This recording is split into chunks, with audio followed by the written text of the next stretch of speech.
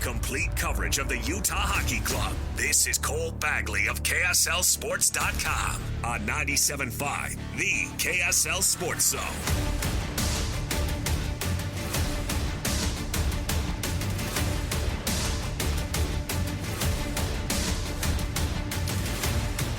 All right, everybody, welcome on in to a shortened edition of JJ and Alex today. Shortened because you've got Utah hockey coming up in just about 20 minutes. You're going to have the pregame fire up, and then the puck drops at 5:30 here local time as the Utah Hockey Club and the New York Islanders face off for the first time ever. This franchise is going to be officially the Utah Hockey Club taking on the New York Islanders, which is crazy to think, right? I mean, it's just like every game is going to be historic through this entire season. So we're looking forward to it. Our program brought to you by G2G Bars. All natural ingredients and no preservatives make the G2G Bar perfect for anybody who needs a quick, tasty, nutritious boost. Let's jump in right here. The Cut is also brought to you by the folks at the Doug Smith dealerships in American Fork and Spanish Fork. Great service starts with know-how. Nobody knows like Doug on the Kia, Subaru, Chevy, Jeep, Dodge, or Ram. So there you go. Kicking off the show with Cole Bagley, who's live in New York. Live from New York, it's Cole Bagley, everybody. Cole, did you imagine 9 months ago that you'd be on the first East Coast road swing for this Utah Hockey Club? My goodness. I did not. This is a dream come true. Like it's crazy to be out here in New York. I got in last night, saw the New York City skyline, and then headed out to Long Island. So I'm walking up to the arena right now. I'm surrounded by tons of blue and orange jerseys, but that's okay. You've had a chance to go in that arena, and I bring that up because it's one of the newest arenas in the league. I mean, for a long time, the Islanders had an arena problem, and they've solved it. And obviously, we have the excitement of the Delta Center changes coming up. What is it about that arena, of a storied franchise like the Isles that stands out to you? Yeah, it's a gorgeous arena. I think it seats close to about 20,000, but it feels very intimate.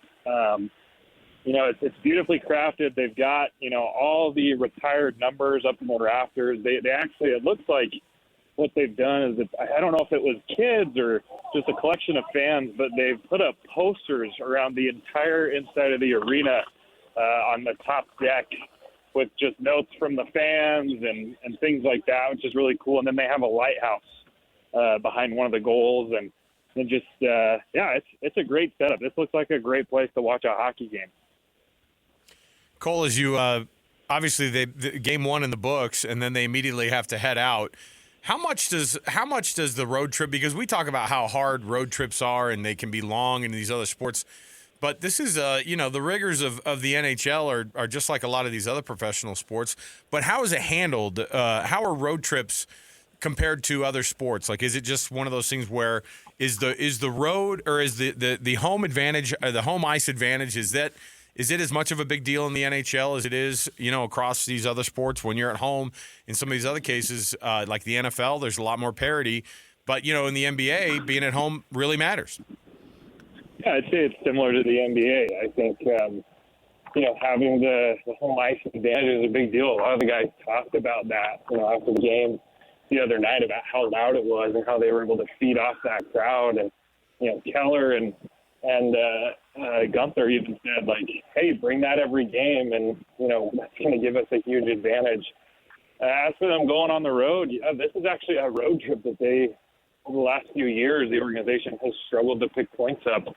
It's a tough place to play. The Islanders, the Rangers, the Devils, these are big name teams with big support groups, and you're playing at some iconic venues. This one's obviously brand new, and they've done a good job constructing it and bringing in a lot of fans for it. And then, of course, in a couple of days, we're headed to Madison Square Garden, one of the most iconic venues in the world for sports. So, yeah, the road games are tough. I think a successful road trip would be, they're playing 4 games, 3 out here on the East Coast before they go back to Anaheim. I'd say if you could pick up 4 points between these 4 games, that'd be a good success. If you could get somewhere between 5 and 6, that would be huge. Fans are going to start developing a love for these players and build relationships with this team as fans, and they're going to pick their favorite guys. And I think a lot of fans after game one are really going to start taking to Dylan Gunther. He was spectacular in game one. think anyone expects him to keep up the pace of scoring 2 goals per game, but just how good could he be this year? I think everyone knew down the road he was going to be great, but he looks like a star right now. Yeah, I'd have to agree with you, and it's something that Clayton Keller even would agree with, as he called him a star after what he did the other night. And I think he could be a guy that puts 35, 40 goals in the net this season. We were able to talk with head coach Andre Torini, and he said that people like to emphasize his shooting, which he understands because in a lot of people's opinions, Gunther's one of the best shooters in the NHL, and he's just getting going. Like, he hasn't even played a full season in the NHL yet, and people already say he's got one of the best shots. But he's more than that. He's a creator. We saw a couple times in the preseason, him recognize that he's drawing a lot of attention and then, letting the puck off of his stick to a teammate for a goal. He had 6 points, which was a team high, 4 goals and 2 assists in the preseason, and then he got things going right away with 2 goals in the regular season. And no, he's not going to score every night, but I think it's a very realistic possibility that he ends up with a goal in half the games this season. He's just a phenomenal player, and I think when we look back 10 years from now, Gunther's going to be one of the most favorite players of everybody in Salt Lake City, and he's just going to continue to make history. He's already broken the scoring record twice for the Utah Hockey Club, and when all is said and done, he might be the all-time goals leader for this franchise. Cole Bagley, live from New York, as the Islanders and Utah Hockey Club face off tonight in the game 1 of 3 that are going to be out there on the East Coast, and then they come back and play the Ducks. It's a lot of travel, but these guys are pretty used to it. It's kind of been their whole life of going around and playing games kind of wherever they're asked to. But game 1, we saw Utah get out to a quick start, and they were up 3-0. About 25 minutes into that game against the Chicago Blackhawks, and then they sort of, I don't know if they let their foot off the gas. I don't know if that's even a thing in hockey, as much as it was that Chicago sort of found some chinks in the armor there. What did you see in that moment when Utah relinquished those 2 goals and it got kind of dicey there toward the end? What was the breakdown there of that team, and was it like a certain set of lines, or then how were they able to kind of weather that? I think it's more of just this defense figuring out how to play with each other. They replaced half of them this offseason, right? You have 6 guys. They have 3 new guys added to the roster. And so, to me, that's just what it was. It was a couple miscues. It was a few missed assignments. Chicago was pressuring like crazy. And that game could have been a bit of a different story if the puck had bounced in the direction of the Blackhawks. I don't know if you guys saw, but to begin the second period, there was about 3 or 4 shots that somehow stayed out and kept the game, a 2 or 3 goal advantage for Utah rather than, being tied up or much closer early on in the game. But, yeah, as it went on, Chicago became more desperate, and I think Utah got a little careless. And like I said, this defense just still needs more time. It was game 1, day 1 of the opening regular season, and so they're not going to be perfect, even though there's really good players back there. Luckily, they had Connor Ingram in net, and he was phenomenal.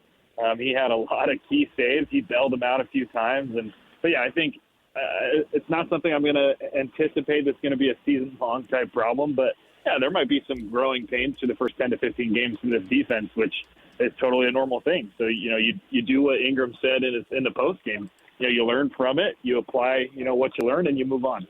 I want to expand on Ingram a bit. You mentioned him, and he was phenomenal in the season opener, and obviously he's going to be even more important as they go on the road here. But where does he rank among goalies around the league?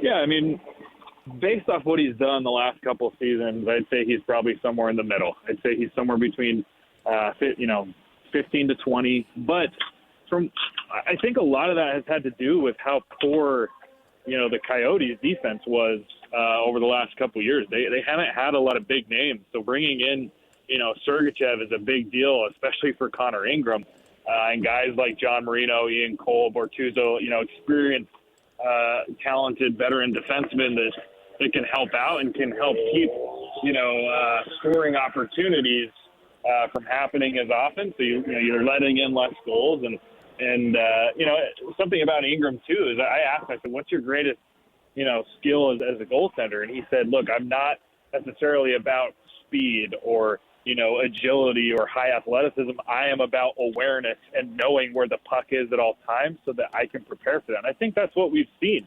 I disagree with him. I think he does have some athleticism and skill. You have to be a goaltender. But yeah, he's a good goalie. But I wouldn't be shocked if by the end of this year we're looking at it and going, hey, this is a guy that maybe is a top 10 netminder in the NHL. Cole Bagley, Utah Hockey Club insider for KSLSports.com. He's out there on this first road trip along with the first road trip for this Utah Hockey Club. So he's going to cover it all. You can get all of those updates right there at KSLSports.com. Cole, have fun, man. It's going to be an awesome 3-game set out there, and looking forward to having you back here in Salt Lake in about 10 days here. Yeah, me as well. Everything is way more expensive out here, and getting around takes forever. Glad you don't have to buy gas out there. Yeah.